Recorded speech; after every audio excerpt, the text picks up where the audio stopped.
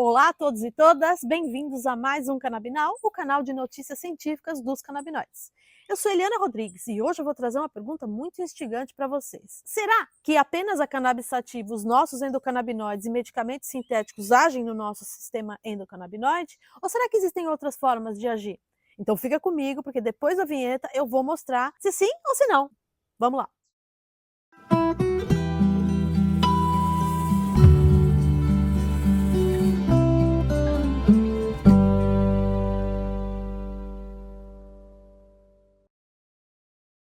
Bem, para responder essa pergunta, hoje eu trouxe 2 artigos de revisão. O primeiro deles, embora seja de 10 anos atrás, é de um pesquisador muito importante nessa área, que é o Vicêncio Di Marzo.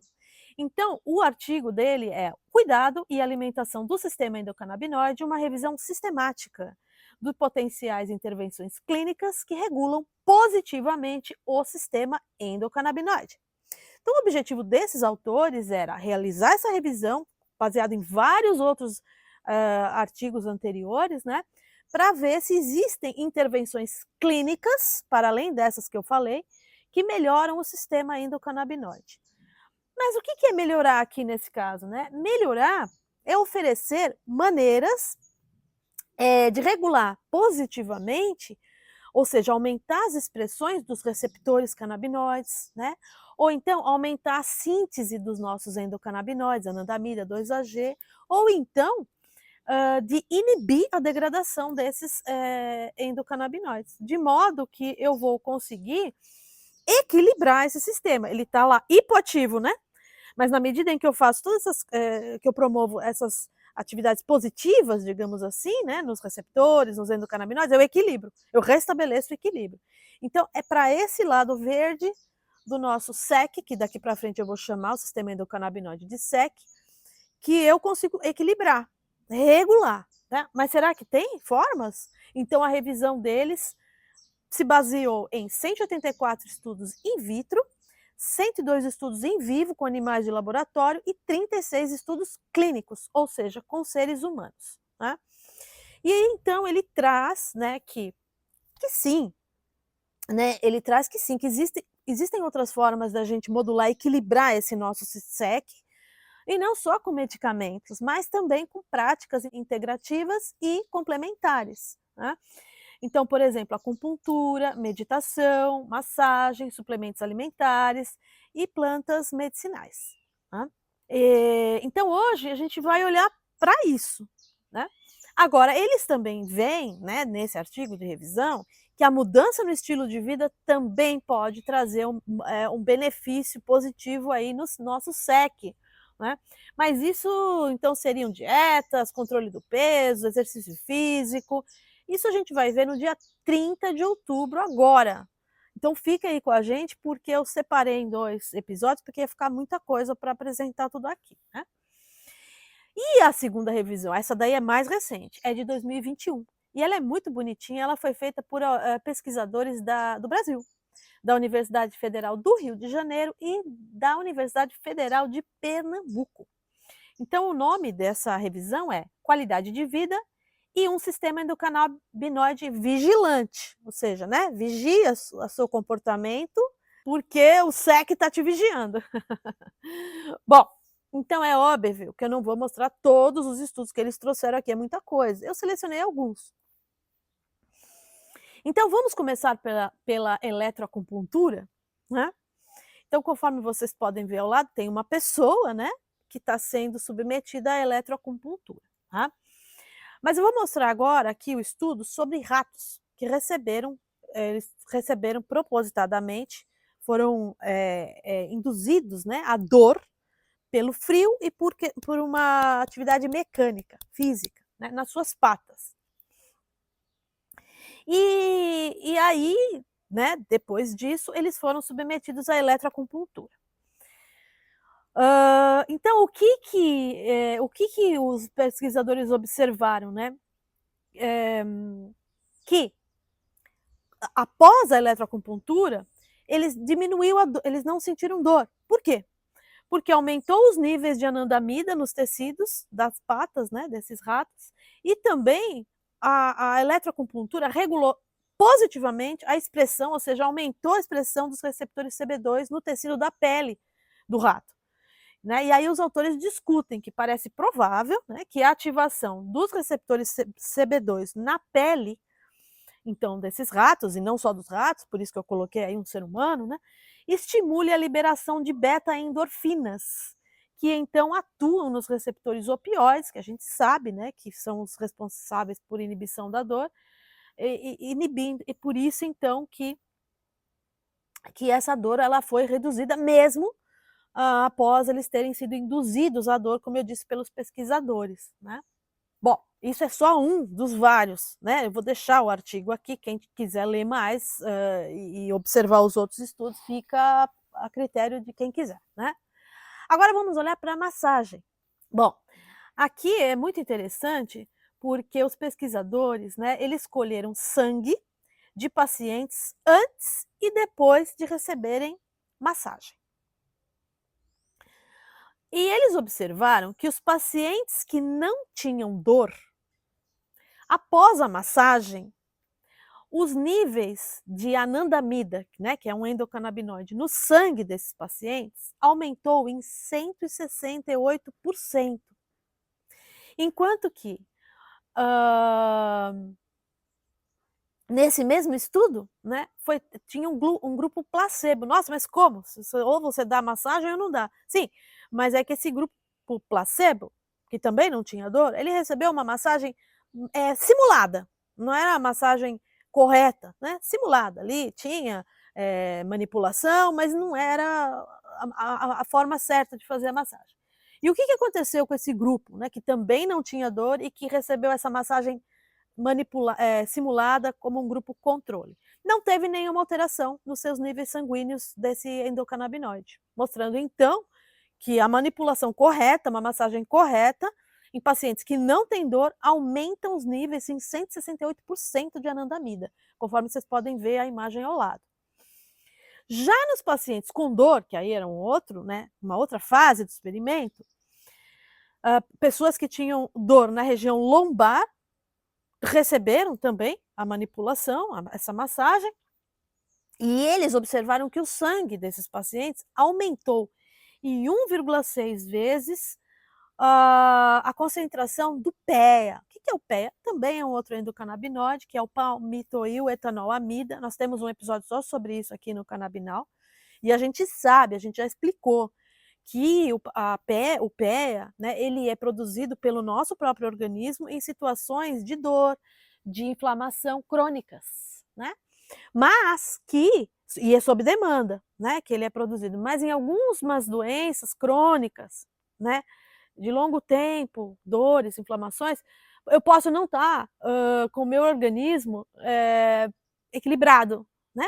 Ou seja, eu posso estar hipoativo, o meu SEC pode estar hipoativo.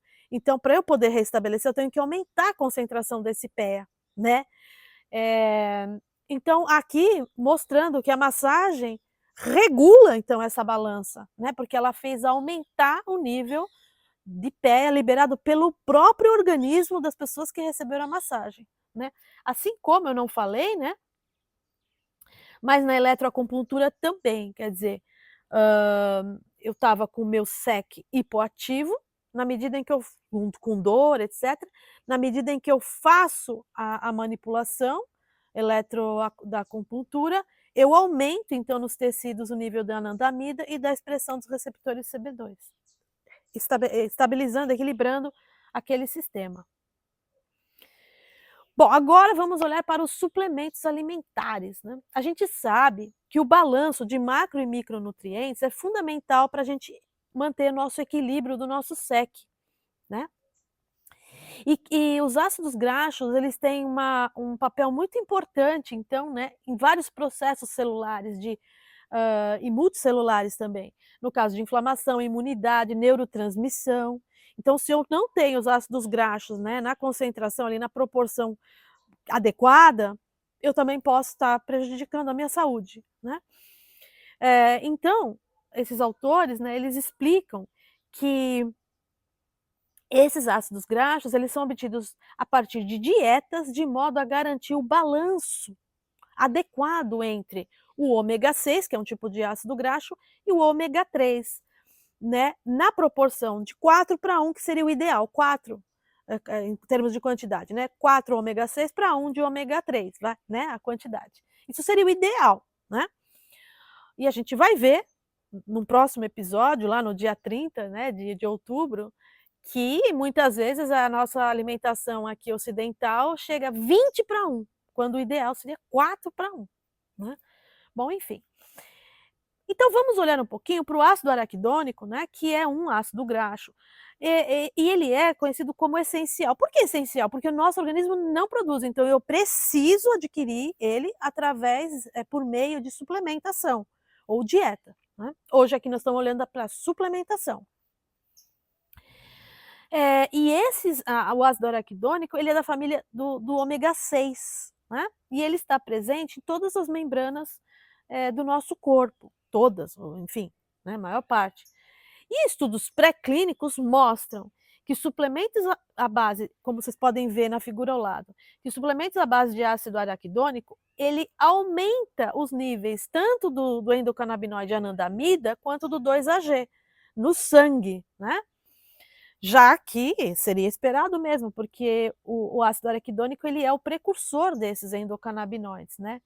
Mas, e aí que vem a história, né, quando utilizado de forma crônica, né, ele pode elevar muito o tônus do SEC, de modo indesejado.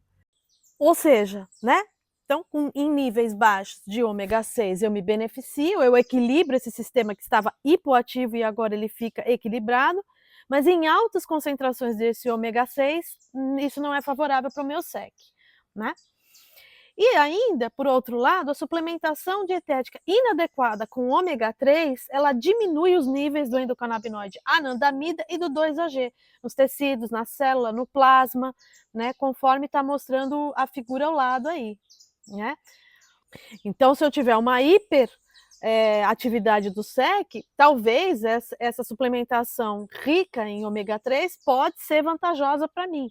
Mas isso tudo e outras coisas, né, a gente tem que realmente, ver com o nutrólogo, é o nutrólogo que tem que entender, então eu que tem que entender como que você é, como que você está, quais são os níveis, quer dizer, como que a tua alimentação está, essa proporção entre ômega 6 e ômega 3, o que que você precisa para poder trazer o balanço. Então não dá para a gente sair usando, né, suplementos alimentares aleatoriamente. É um pouco essa mensagem que eu quero passar aqui. E além disso, como parte dos suplementos alimentares, nós temos também os probióticos, que são micro-organismos vivos, assim como bactérias e leveduras, que eles são benéficos para a saúde do nosso intestino, né, regulando ele, né. E esses probióticos podem ser encontrados em alimentos fermentados, tais como iogurte, kefir e outros suplementos. Já os pré-bióticos, o que que são? Os pré-bióticos, eles não são alimento para a gente, mas sim para esses micro-organismos, né, que estão ali na nossa flora trazendo benefícios, né. E eles ficam mais concentrados, obviamente, no intestino. E a gente pode encontrar esses pré-bióticos, né, para além dos suplementos, em banana, alho, cebola, sementes, frutas secas, aveia, né, cereais. O mais conhecido dentre os probióticos é o Lactobacillus acidófilos.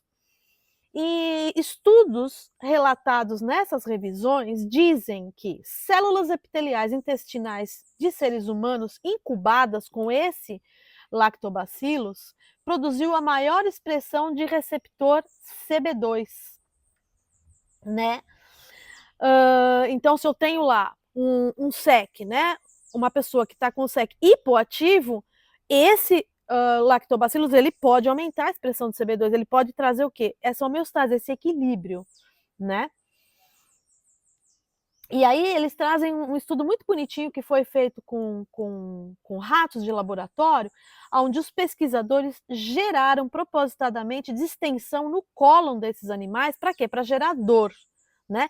E depois eles alimentaram esses animais com esse lactobacillus, né, que é esse probiótico, e viram o aumento da expressão desse receptor CB2 no cólon e que acabou diminuindo a dor. Então aqui mostrando a relação entre a necessidade de você ter níveis adequados, né, expressão adequada do receptor CB2 e não dor, né, e ausência de dor aqui, sobretudo na região do cólon. Então, mostrando aí na figurinha ao lado. E os pré-bióticos, eles também modulam, além do CB1, como eu falei agora, também, além do CB2, como eu acabei de falar, o CB1 também pode ser regulado pelos pré-bióticos, né, esse receptor CB1. Então, um estudo mostrou que camundongos que foram, né, patologicamente obesos, o que acontece nesse rato, né, nesse camundongo? Ele expressa mais receptor CB1. E isso não é só nos camundongos, isso em seres humanos também. A gente sabe que o fígado, o pâncreas, ele expressa mais receptor CB1 no caso desses de obesidade, né? Aqui no caso eles estão falando do cólon, né? Observaram que no cólon, do intestino ali desses camundongos, tinha uma grande expressão de receptor CB1. Quando esses camundongos foram alimentados com pré-bióticos, eles pararam de expressar esses receptores CB1, diminuíram a expressão desse receptor CB1. E também, além disso, os níveis do endocannabinoide anandamida, que também eram altos nesses ratos obesos, em função da obesidade, também foram diminuídos com o pré-biótico. Então, mostrando na figura ao lado que eu tinha ali um sistema hiperativo na obesidade, ou seja, produzia muito receptor CB1 e muita anandamida, e o pré-biótico chegou para trazer esse equilíbrio. É lógico que esse prebiótico, o médico tem que falar qual que é, e etc, etc, né? Aqui eu só estou dando o exemplo dos estudos mesmo, né? Bom, e quanto às plantas medicinais, que é a última forma de prática integrativa e complementar? Eu já mostrei episódios aqui, todos, aliás, né, que foram mostrados, são com a cannabis sativa, que é uma planta medicinal. Mas também trouxe um episódio específico sobre lavanda e copaíba, como que elas interagem e modulam esse nosso SEC, né? E mais que isso, aqui nesse último slide a gente pode ver que já se sabe quais são os princípios ativos dessas plantas que atuam ali no SEC, na sinapse, né? Então a gente já sabe muita coisa sobre isso. Então vai lá no meu episódio e assiste um pouquinho da lavanda e da copaíba e de outras plantas para você entender mais. Bom, espero que vocês tenham gostado desse conteúdo e fiquem atentos, porque tem uma coisa que eu não falei hoje. Nossa, você não falou de meditação, de mindfulness, de yoga, por que não? Não falei porque eu deixei de propósito para falar na semana que vem. Será que essas práticas integrativas e complementares que eu acabei de falar também podem modular o nosso SEC? Então, se você quer saber sobre isso, fica com a gente, porque a semana que vem eu vou trazer um episódio só sobre isso. Eu espero você!